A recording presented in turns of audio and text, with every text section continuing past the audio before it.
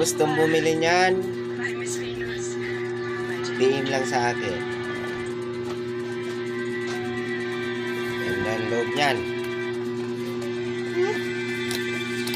Bago yan. PM lang yung may gusto. Sit yan. Nebulizer.